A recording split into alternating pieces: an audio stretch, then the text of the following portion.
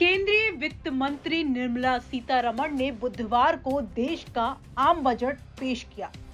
लोकसभा चुनाव से पहले मोदी सरकार के दूसरे कार्यकाल का ये आखिरी पूर्ण बजट है। इस बजट में निर्मला सीतारमण ने टैक्स स्लैब में बदलाव सहित महिलाओं और सीनियर सिटीजन के लिए बड़े ऐलान किए हैं। इसके अलावा किसानों, छात्रों और युवाओं के लिए भी कई बड़े ऐलान किए हैं। ये बजट वैसे तो पूरे देश का बजट है, लेकिन निश्चित तौर पर ये राजस्थान की अर्थव्यवस्था और आमजन को भी प्रभावित करेगा। राजस्थान के लिहाज से देखा जाए तो पर्यटन और छोटे उद्योगों के विकास के लिए ये बजट काफी ज्यादा सकारात्मक साबित हो सकता है। इस बजट में बहुत सी ऐसी योजनाएं हैं जिनका राजस्थान की आबादी पर सीधे तौर पर सकारात्मक प्रभाव पड़ेगा। वहीं कुछ ऐसी घोषणाएं भी रही जो राजस्थानी लोगों की उम्मीदों पर खरी नहीं उतर रही हैं। आम बजट को लेकर आरएलपी सुप्रीमो हनुमान बेनीवाल ने कहा कि केंद्र के बजट में राजस्थान को एक बार फिर निराशा हाथ लगी है। किसान कर्ज माफी, एमएसपी पर कानून बनाने, रोजगार का स्थायी रोड मैप बनाने की कोई बात बजट में उल्लेखनीय नहीं थी। ये आज का बजट है, सरकार कह रही है कि ये बजट जो है अमृत काल का सरकार तो हर बार यही कहती है, लेकिन जो उम्मीद थी, जैसे इनकम टैक्स के अंदर जो छूट दी वो 5 लाख से 7 लाख दी, वो ठीक है छूट दी, लेकिन ये 10 लाख रुपए इनको करनी चाहिए ताकि आम आदमी को इसकी राहत मिलती। और कर्नाटक के अंदर जब चुनाव है, उन्होंने सूखे के लिए वहाँ आर्थिक पैकेज दिया, तो राजस्थान में भी चुनाव है, राजस्थान का तो नाम भी नहीं लिया इस बजट के अंदर, तो राजस्थान को निराशा हाथ लगी। आय दुगनी करने की बात करें, किसानों की, मोटे अनाज की बात करें तो बाजरा का तो कोई समर्थन मूल्य भी नहीं है, जो सबसे मोटे अनाज के रूप में जिसका बखान ये लोग कर रहे हैं। एक रोजगार जो देश के अंदर, रोजगार की कोई बात इसके अंदर नहीं की, जितने खाली पद है देश के अंदर। एक किसान कर्ज माफी, एमएसपी, इसके बारे में भी कोई बजट के अंदर विशेष बात नहीं की गई।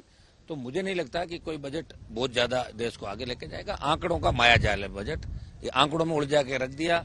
आप 2-2.5 घंटे पढ़े हो, क्या किया क्या नहीं किया, उसी में उलझा के रख दिया। ये इसको पिछली बार भी जो बजट किया था वो भी अभी घोषणाओं की क्रियान्विति इसके ऊपर नहीं हुई पिछले बजट की। तो 10 में कितने नंबर देंगे इस बजट को? 10 में से 2, सिर्फ 2? हाँ 2 दे देंगे। 2 तो 5 लाख 7 लाख के है ना। वहीं आम बजट को बीजेपी ने सराहनीय तो कांग्रेस ने इसे केवल जुमलों का प्रयोग बताया। राजस्थान के सीएम अशोक गहलोत ने ट्वीट करते हुए कहा कि केंद्रीय बजट की यदि राजस्थान के संदर्भ में बात की जाए तो ये बजट प्रदेश के लिए घोर निराशाजनक रहा। राजस्थान राज्य के विकास से संबंधित महत्वपूर्ण परियोजना ईआरसीपी को राष्ट्रीय दर्जा देने की हमारी वाजिब मांग को केंद्र सरकार द्वारा स्वीकार नहीं किए जाने से प्रदेशवासियों को निराशा हुई है। इसके अलावा उन्होंने कहा कि पाकिस्तान में भुखमरी के जैसे हालात बने हुए हैं। वो दिखाता है कि आजादी के बाद प्रधानमंत्री श्री जवाहरलाल नेहरू ने आत्मनिर्भर भारत की सोच से जो निर्णय लिए, वे बड़े बड़े कल कारखानों, इस्पात कारखानों, बांध के निर्माण के साथ भारत को खाद्यान्न में आत्मनिर्भर बनाने की सोच रखी, वो कितनी आवश्यक थी। तो वहीं उपनेता प्रतिपक्ष राजेंद्र राठौड़ ने ट्वीट करते हुए लिखा कि पीएम श्री नरेंद्र मोदी जी के नेतृत्व में केंद्रीय वित्त मंत्री श्रीमती निर्मला सीतारमण जी द्वारा समावेशी विकास, वंचितों को वरीयता, बुनियादी ढांचे और निवेश, क्षमता विस्तार, हरित विकास, युवा शक्ति और वित्तीय क्षेत्र पर आधारित बजट 2023 ऐतिहासिक एवं क्रांतिकारी है। साथ ही उन्होंने ये भी कहा कि मोदी सरकार देश के गरीब, किसान और युवाओं के सपने व उम्मीदों को पूरा कर रही है। बजट 2023-24 एक नए और समृद्ध, शक्तिशाली, आत्मनिर्भर भारत का जन कल्याणकारी बजट है, जो आम आदमी की आकांक्षाओं और आशाओं को पूरा करने वाला साबित होगा।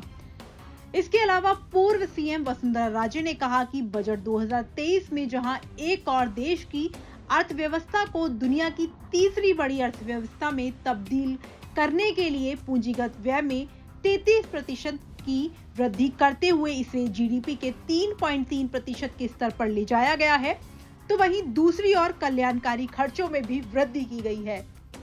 इसके साथ ही उन्होंने कहा कि ये बजट हिंदुस्तान को ग्रीन ग्रोथ की दिशा में तेजी से आगे ले जाएगा, जो पूरी तरह से किसान, महिला, नौकरी पेशा, व्यापारी, गरीब और युवाओं सहित सभी वर्गों की खुशहाली का मार्ग प्रशस्त करेगा। 7 लाख रुपए तक की आय को टैक्स फ्री करके मध्यम वर्ग को बड़ी राहत दी गई है। अंत्योदय योजना में मुफ्त अनाज की आपूर्ति 1 वर्ष के लिए बढ़ाने, कृषि ऋण लक्ष्य को बढ़ाने, यूरिया की सब्सिडी को दोगुनी से अधिक करने तथा युवाओं के लिए डिजिटल पुस्तकालय के प्रयास प्रशंसनीय हैं।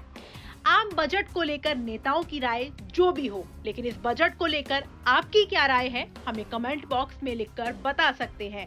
ब्यूरो रिपोर्ट, राजस्थान तक।